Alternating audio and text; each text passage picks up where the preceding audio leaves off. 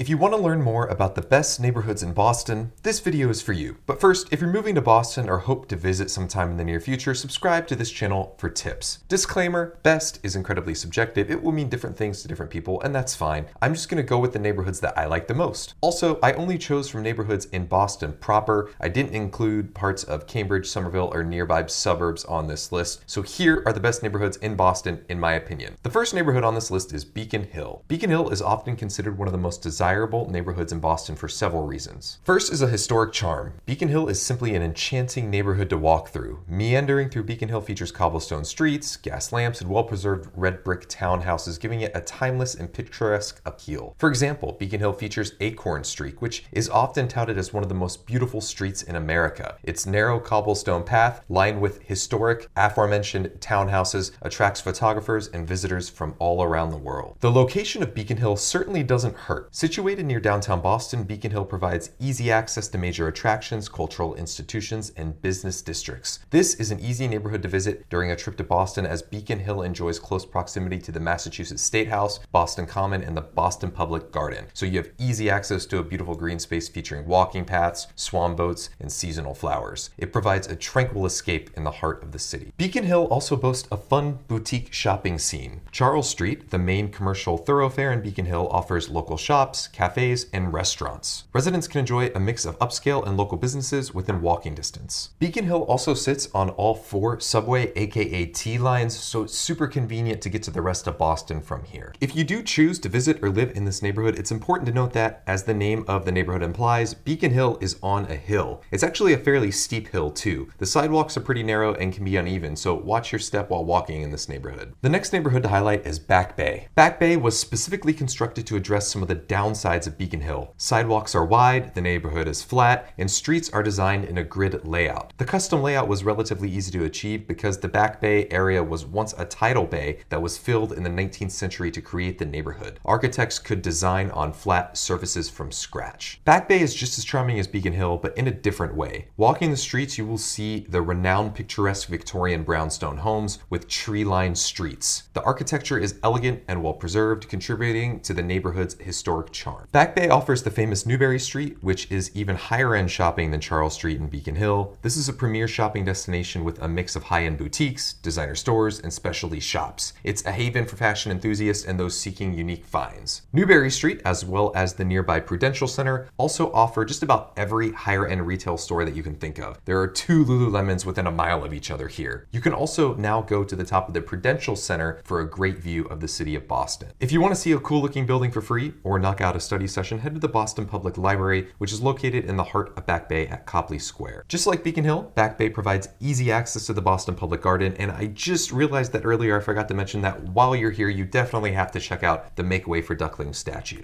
Back Bay is pretty well connected to the rest of the city via public transit. The orange line borders the neighborhood and the green line runs through the center of it. If you want to get out of the city for some reason, you can head to Back Bay Station, where Amtrak runs out of. The next best neighborhood in Boston is Seaport, which is kind of wild because this neighborhood didn't even exist in its present form 10 years ago. Seriously, Seaport was just parking lots across from downtown Boston. Now it's perhaps the nicest neighborhood in all of Boston. Seaport features modern architecture with sleek and innovative designs. The skyline is characterized by contemporary buildings that house offices, residential spaces, and entertainment venues. Everything is new, so it completely contrasts with all of the older neighborhoods in the city. Everything is also really expensive and high-end here. It's probably not a shock to know that Seaport is right on the Boston Harbor, which makes for great walks and waterfront views. The proximity to the water enhances the overall ambiance and provides opportunities for recreational activities. Seaport is slowly becoming a popular gathering spot for Bostonians. There's always a long line for Snowport, which is a holiday market in the winter months. Additionally, venues such as the Institute of Contemporary Art bring together lots of different people for lots of different reasons. The neighborhood also boasts a diverse array of restaurants, cafes, and bars. The Seaport is known for its trendy dining options, offering a mix of cuisines and culinary experiences. Additionally, it has a lively nightlife scene with bars and entertainment venues. All of these are high-end, minus 1 or 2 holdouts from when Whitey Bulger used to hang out here. Seaport really isn't all that far out of the way from the rest of the city. It's right next to downtown downtown Boston. However, the public transit here is average at best. Technically, the Silver Line, which is an underground bus route, does connect the Seaport to the South Station, so that's a plus, but the Silver Line won't conveniently get you anywhere else in the city. If you want to get somewhere else in Boston, you're going to have to change lines, which takes time. Also of note, Harpoon Brewery is one of my favorite breweries in Boston, and they were here before all of this development in Seaport. They are on the far east of the Seaport, so check them out if you're in this neighborhood. The next neighborhood on this list is South Boston, also known as Southie. So go back, technically Seaport is a part of the South Boston neighborhood, although just about everyone treats these two neighborhoods as distinct entities because these areas are just so different. Southie of yesterday and Southie of today really do differ. Historically, Southie has a rich Irish heritage made famous by its portrayal in both The Departed and Good Will Hunting. While longtime residents do remain, today's South Boston is definitely one of the top spots, if not the top spot in Boston for young professionals to live. From more than one source, I've heard this area affectionately called Frat Row, and it's kind of funny how this is actually pretty accurate. There are plenty of residents who went to college in the Boston area, but just as many who are transplants just starting out in Boston. There's now also a very vibrant dining scene with a mix of traditional Irish pubs, seafood restaurants, and trendy eateries in Southie, so residents and visitors can enjoy a diverse culinary experience without having to leave the neighborhood. Since it is just a bit more separated from the hustle and bustle of Boston than Beacon Hill, Back Bay, or Seaport, South Boston feels much more like a residential neighborhood, although it's still not far from the city. Those living on the western portion of the neighborhood have easy access to the red line of the T, while those who live further east will probably need a car. They are much closer to the beach. That's right, I said beach. In Boston, yep, even Boston has beaches at Carson Beach and M Street Beach, and both of these spots provide a great space to pass the time in the summer or for a walk in the cooler months. Southie also has Castle Island at its very tip and Joe Moakley Park, so there's no shortage of green space in the area. Next up, we talk about Allston-Brighton. First, a bit of background on the hyphenated name. Technically, these are two separate neighborhoods, but Allston used to be a neighborhood within the city of Brighton before Boston annexed Brighton. So the two neighborhoods have remained referenced together ever since, and they still share the same police district and geographical separation in relation to the rest of Boston proper, and these are just a couple of the similarities, so everyone refers to them together. Here are some reasons why Allston-Brighton is considered a good neighborhood. Because Allston-Brighton is home, or very close to home, to several universities, there is a dynamic and youthful atmosphere with access to cultural events, sports, and academic resources. Thus, Allston-Brighton has a great cultural scene with art galleries, music venues, and community events. The neighborhood is known for its creative and eclectic atmosphere compared to the rest of Boston. There's also a wide array of music venues, bars, and entertainment options for all sorts of tastes. Residents can also enjoy a variety of dining options. I've kind of noticed that the neighborhood has a great selection of Asian cuisine, perhaps even more than Boston's Chinatown district, so check it out if you're in the mood for some type of Asian food, specifically Korean. I've noticed a lot of Korean spots here. Correct me if I'm wrong in the comments. Allston-Brighton also provides access to green spaces such as the Charles River Reservation and parks like Ringer Park and Brighton Common. These areas provide opportunities for outdoor activities and recreation. In this area, you do have plenty of access to public transit via the Green Line. This is convenient, but it is important to note that this portion of the Green Line has to compete with road traffic, which can lead to delays during rush hour. The final neighborhood we're going to hit on today is Jamaica Plain. Jamaica Plain, also known as JP, is loaded with green space. It sits on the Emerald Necklace, which is a string of parks. Parks in Jamaica Plain that sit on the Emerald Necklace include Franklin Park, Jamaica Pond, Olmsted Park, and the Arnold Arboretum. Franklin Park is home to the Franklin Park Zoo, and there's a golf course there as well. Jamaica Pond, in addition to being very scenic, is a great walking and running loop. Olmsted Park is just north of Jamaica Pond, and its paths are just as scenic. And finally, there's the Arnold Arboretum, which needs to be on your list of places to visit in the fall. The Arboretum is actually run by Harvard, but it's still open for your enjoyment. More so than some other neighborhoods in Boston, in my experience, Jamaica Plain has an active community with residents participating in local events, neighborhood associations, and civic initiatives. The sense of community engagement contributes to a strong neighborhood identity. Unlike other neighborhoods in Boston that have the same architecture throughout the neighborhood, JP has a mix of historic Victorian homes, triple-deckers, and more modern developments. These wide array of architectural styles contribute to the neighborhood's unique character. Jamaica Plain is massive compared to other neighborhoods closer to downtown, and in this video, it has quite a few distinct sub-neighborhoods, and while this adds to the uniqueness of Jamaica Plain, it can increase your reliance on a car for those looking to get somewhere that isn't close to the orange line that runs through the center of Jamaica Plain. While Jamaica Plain isn't as massively popular as more upscale and famous neighborhoods like Beacon Hill and Back Bay, it still houses the charm and vibrancy that absolutely make it a worthwhile neighborhood to live in or visit. So this concludes a quick overview of some of the best neighborhoods in Boston. Please let me know in the comments which neighborhoods I missed or if your experience with any of the neighborhoods I listed has been different than my experience. Please like the video if you enjoyed and subscribe to see similar videos.